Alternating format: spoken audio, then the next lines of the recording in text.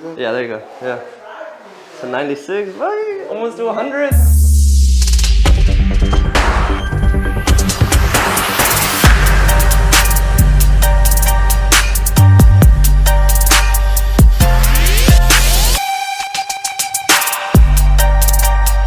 Hey everyone, this is Casey McKeown with KMAC Realty Group. Unfortunately, last week we did not get one out.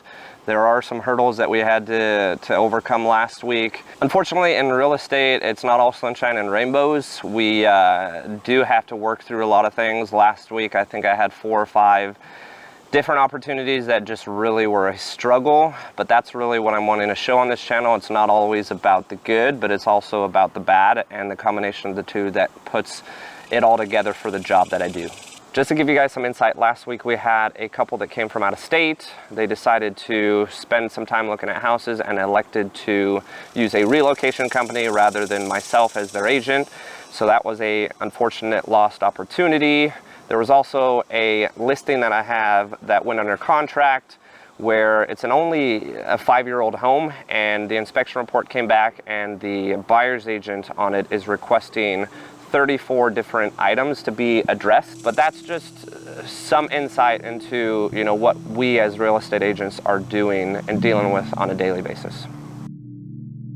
We are at a property in North Richland Hills for a young first-time home buyer. I actually got referred to her by her mother, who's an agent in another city. The beauty here is we have it under contract for a good price. It's a smaller home, but the amount she's paying in rent is actually going to be more than what she's actually going to pay for her mortgage when she moves into this house. Now, that's not always going to be the case when you purchase a home, but I think one of the biggest misconceptions with real estate or buying a home is how much it really costs. And the benefit here is she's going to have her own place. She's going to be able to come home at the end of the day to a house that's hers. And she's actually going to be paying less per month than she would be renting.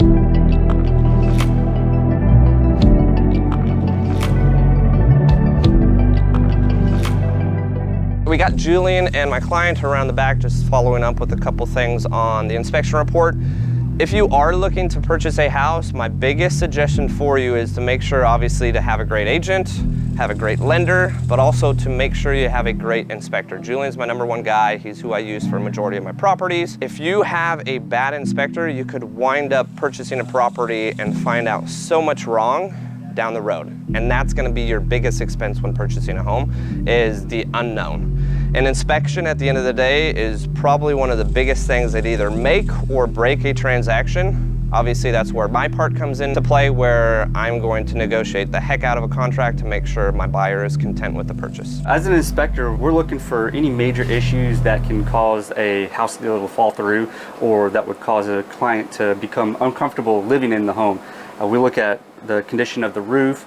We're looking at foundation issues, we're looking at plumbing issues, electrical issues, and we're trying to document a whole unbiased snapshot of the house, so that way the client can make an informed decision on whether they want to move forward with the purchase of the home, or if they want to back out and find something else that'll fit their needs much better.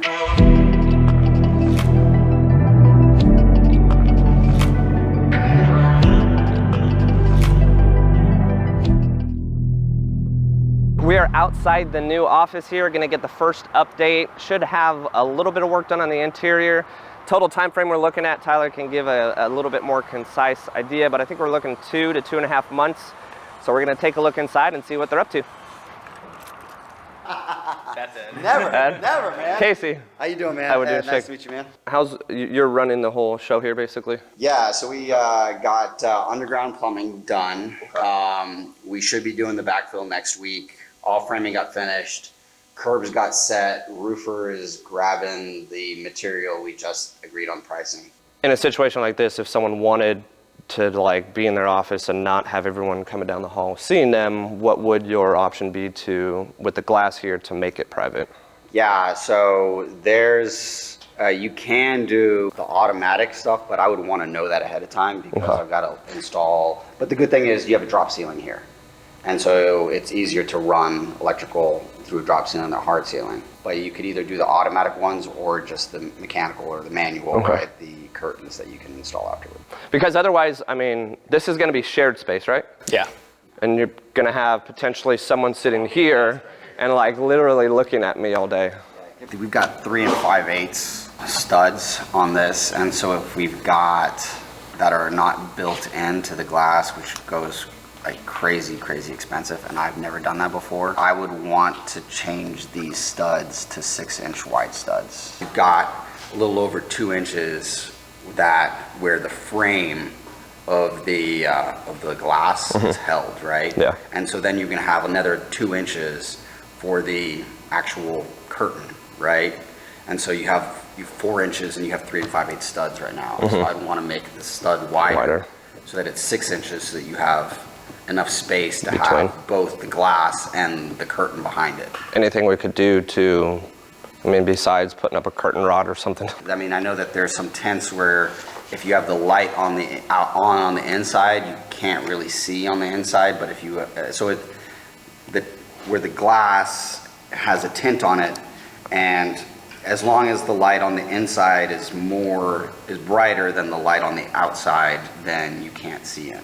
Interesting. Or can you add a curtain just like up there and just come down, and that is another option. Your other thing. It could still be those like the roller ones, you know, and it's just up there, surface mounted on the sheetrock, and come down. Instead of having to be inside the frame, it'd be on top of the frame. Yeah.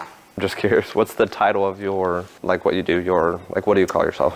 General contractor. I'm just curious because we've both been in real estate 3, 4, maybe 5 years, whatever, and this is kind of entry into commercial. So I'm just curious how you got into what you're doing. So I owned 3 lab testing facilities, and rather than hire a GC to build them myself, You just did it yourself? I did it myself. Okay. And the franchisor heard that I was doing that, and I ended up building South Lake, Flower Mound, 2 Dallas locations, an Irving location, a Frisco location for the franchisor, for franchisees. And then word of mouth started spreading. I kept doing it. And then I bought a bunch of rentals, started doing that myself. September 10th then? That's If I finish it September 10th, you pay me an extra $5,000. It's true. How does that sound? That's the deal. Well, he already told me. Like, Well, you guys I have mean, a we can deal. make a separate deal. He's already- He's trying to fish another $5,000 out of you.